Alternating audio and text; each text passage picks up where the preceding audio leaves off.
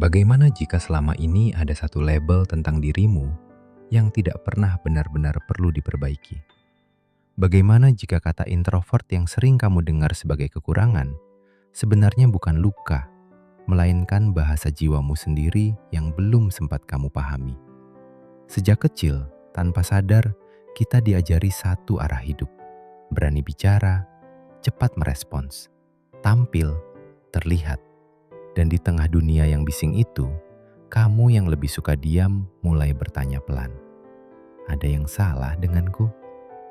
Kamu duduk di ruangan penuh suara, namun energimu habis bukan karena bekerja, melainkan karena harus menjadi versi dirimu yang bukan kamu.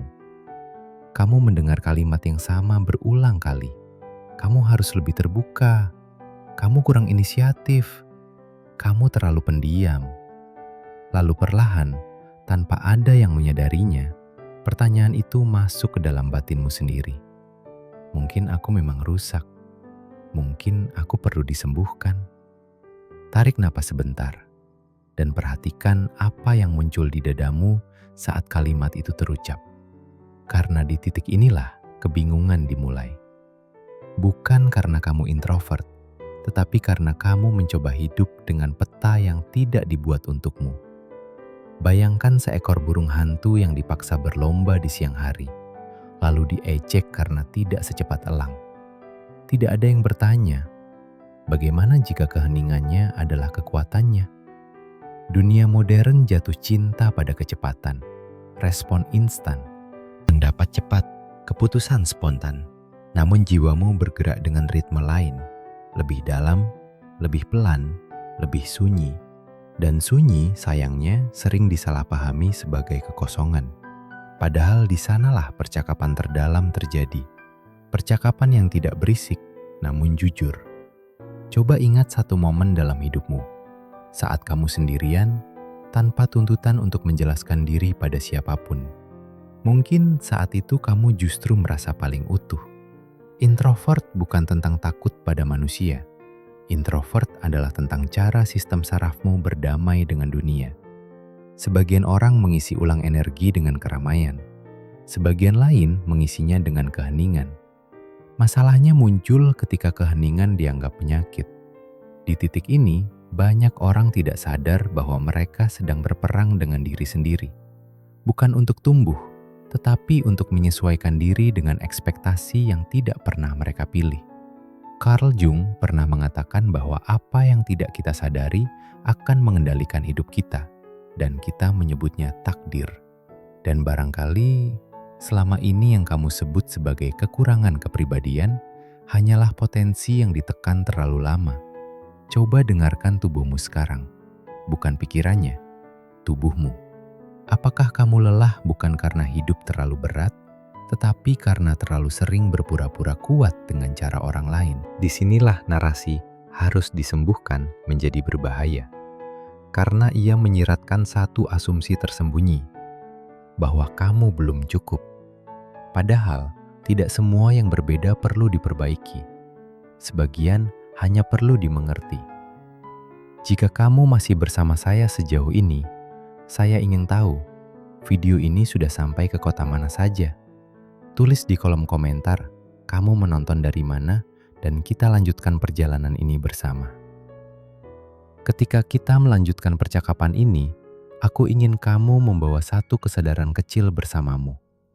Bukan untuk mengubah dirimu, hanya untuk melihat dengan lebih jujur. Karena seringkali, penderitaan bukan muncul dari siapa kita, melainkan dari penolakan halus terhadap diri sendiri. Seorang introvert tidak kekurangan cahaya. Ia hanya menyalakan lampunya ke arah dalam. Namun dunia mengajarkan bahwa cahaya harus dipamerkan, harus terlihat, harus diakui. Maka kamu belajar berbicara ketika ingin diam, tersenyum ketika ingin berhenti, mengiyakan ketika jiwamu meminta jarak. Perlahan, kamu kehilangan sinyal dari dirimu sendiri. Bukan karena kamu lemah, tetapi karena terlalu sering mengabaikan bahasa batinmu. Coba perhatikan satu pola sederhana. Setelah berinteraksi lama dengan banyak orang, Apa yang kamu rasakan? Bukan tentang suka atau tidak suka pada mereka, tetapi tentang keadaan energi di dalam tubuhmu. Jika lelah itu muncul bukan dari konflik, melainkan dari intensitas, itu bukan gangguan, itu petunjuk. Sistem sarafmu bekerja dengan cara yang berbeda, dan perbedaan bukanlah kerusakan.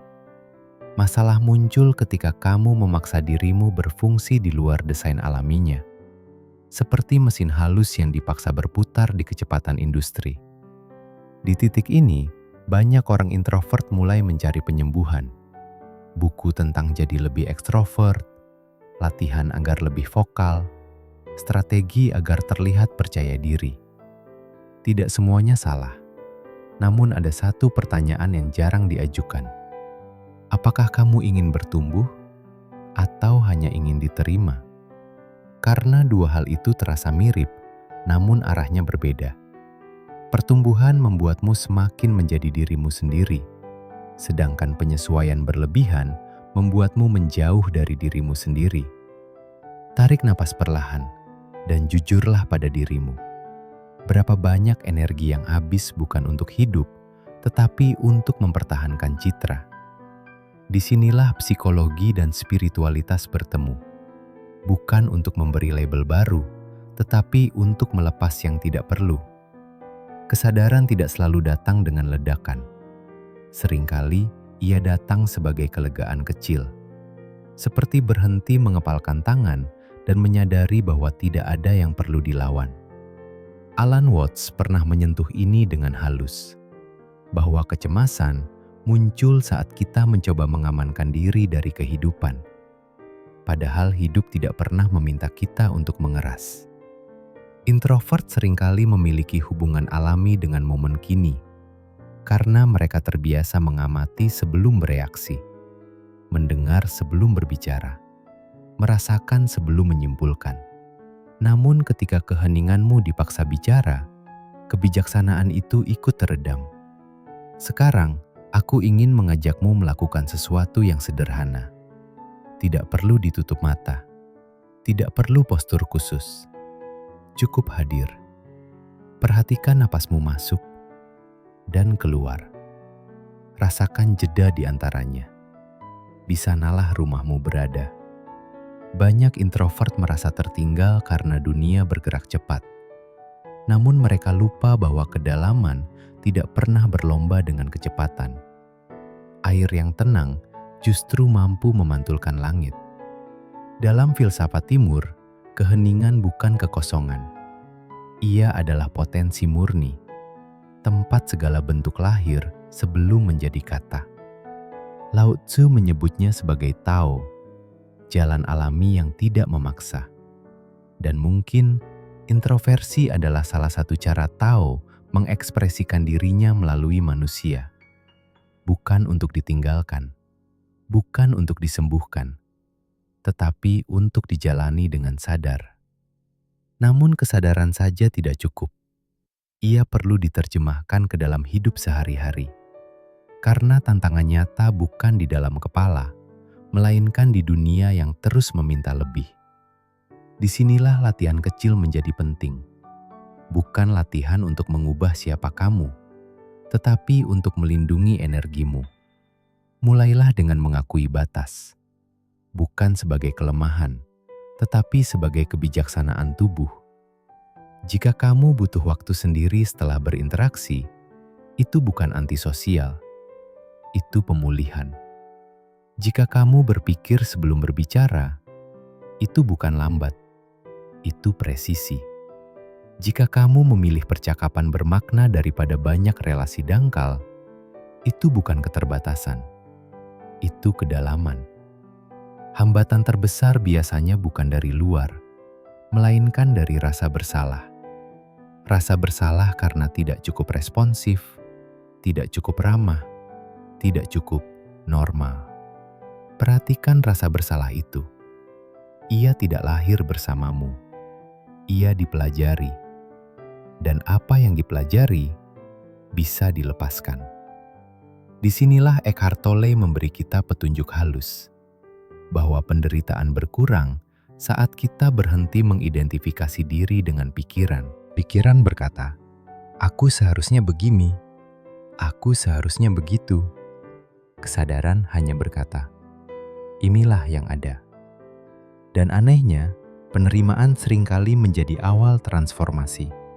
Bukan transformasi menjadi orang lain, tetapi transformasi menjadi utuh.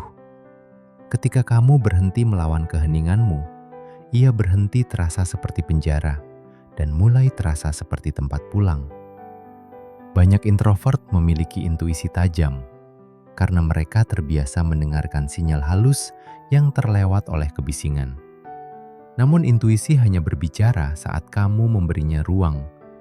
Itulah sebabnya kesendirian bagimu bukan pelarian. Ia adalah laboratorium kesadaran, tempat kamu menyelaraskan diri kembali dengan sesuatu yang lebih besar dari ego. Dalam fisika kuantum, ada gagasan bahwa pengamat memengaruhi realitas. Bukan karena sihir, tetapi karena perhatian adalah bentuk energi. Dan introvert secara alami mahir dalam perhatian mendalam. Bayangkan jika kemampuan itu tidak lagi kamu curigai, tetapi kamu percayai. Bayangkan jika kamu berhenti bertanya, "Apa yang salah denganku?" dan mulai bertanya, "Apa yang ingin diekspresikan hidup melalui caraku?" Di titik ini, sesuatu bergeser. Bukan dramatis, tidak bising, hanya rasa lega yang lembut. Seperti meletakkan beban yang ternyata tidak perlu kamu bawa. Namun perjalanan ini belum selesai, karena kesadaran sejati tidak berhenti pada pemahaman. Ia bergerak menuju perwujudan. Dan di sanalah transformasi yang sesungguhnya menunggu. Sekarang kita melangkah ke bagian yang lebih sunyi, namun justru paling menentukan. Banyak orang berpikir transformasi adalah perubahan besar, kepribadian baru, kepercayaan diri yang meledak, suara yang lebih lantang. Padahal transformasi sejati seringkali terjadi saat tidak ada yang berubah di luar, namun hubunganmu dengan dirimu sendiri bergeser sepenuhnya. Introvert yang sadar tidak tiba-tiba menjadi ekstrovert. Ia menjadi selaras. Ia berhenti mengkhianati ritmenya sendiri. Perhatikan ini dengan jujur. Bukan berapa banyak orang yang kamu temui dalam sehari, tetapi bagaimana kualitas kehadiranmu saat bersama mereka. Introvert yang tidak berdamai dengan dirinya hadir dengan cemas. Selalu memikirkan apa yang harus dikatakan. Takut jeda, takut sunyi. Namun introvert yang telah berdamai membiarkan jeda menjadi bagian dari percakapan. Dan anehnya, orang justru merasa lebih didengar di dekatnya. Karena kehadiran sejati tidak berisik. Ini bukan teori, ini pengalaman hidup. Saat kamu berhenti memaksakan diri untuk tampil, energi yang tadinya habis untuk bertahan, kembali menjadi tersedia untuk mencipta. Banyak pemikir besar, seniman, dan penjelajah batin bukanlah pribadi yang ramai. Mereka adalah pendengar yang dalam, bukan kebetulan. Karena kreativitas tidak lahir dari kebisingan konstan, ia lahir dari ruang. Dan ruang adalah bahasa alami introvert. Namun dunia sering membuatmu merasa bersalah karena membutuhkan ruang itu. Seolah istirahat adalah kemalasan, seolah menarik diri adalah penolakan. Padahal, menarik diri secara sadar adalah bentuk perawatan diri yang paling jujur. Coba renungkan satu hal ini. Jika sebuah ponsel perlu diisi ulang, tidak ada yang menyebutnya rusak. Mengapa manusia diperlakukan berbeda? Ketika kamu mengizinkan dirimu beristirahat tanpa rasa bersalah, sesuatu yang halus mulai berubah. Tubuhmu melunak, pikiranmu melambat, dan intuisi yang lama terpendam mulai berbicara kembali. Bukan dengan teriakan, tetapi dengan bisikan yang tenang. Disinilah banyak introvert menyadari sesuatu yang mengejutkan, bahwa keheningan mereka bukan kekosongan, melainkan kecerdasan. Kecerdasan untuk membaca suasana, kecerdasan untuk merasakan makna di balik kata, kecerdasan untuk memahami tanpa perlu mendominasi. Namun kecerdasan ini hanya muncul ketika kamu berhenti mencoba menjadi orang lain. Transformasi tidak meminta kamu tampil lebih. Ia meminta kamu hadir lebih utuh. Dan keutuhan tidak pernah bisa dipalsukan. Sekarang, bayangkan sebuah hidup di mana kamu tidak lagi bertanya, "Apakah aku cukup?" Melainkan bertanya, "Apakah aku jujur pada diriku hari ini?" Hidup di mana kamu memilih interaksi dengan sadar, bukan karena tekanan. Di mana kamu berbicara bukan untuk diakui, tetapi karena memang ada sesuatu yang perlu dibagikan. Dan saat kamu diam, kamu tidak merasa tertinggal. Kamu merasa pulang. Inilah momen kebangkitan yang jarang dibicarakan. Bukan kebangkitan yang membuatmu lebih hebat, tetapi kebangkitan yang membuatmu lebih ringan. Karena kamu berhenti membawa beban untuk membuktikan siapa dirimu. Dalam kesadaran ini, introversi tidak lagi menjadi identitas kaku. Ia menjadi pintu. Pintu menuju cara hidup yang lebih selaras, lebih jujur, lebih manusiawi. Kamu tidak lagi hidup sebagai reaksi terhadap dunia, tetapi sebagai respons yang sadar. Dan dunia merasakannya.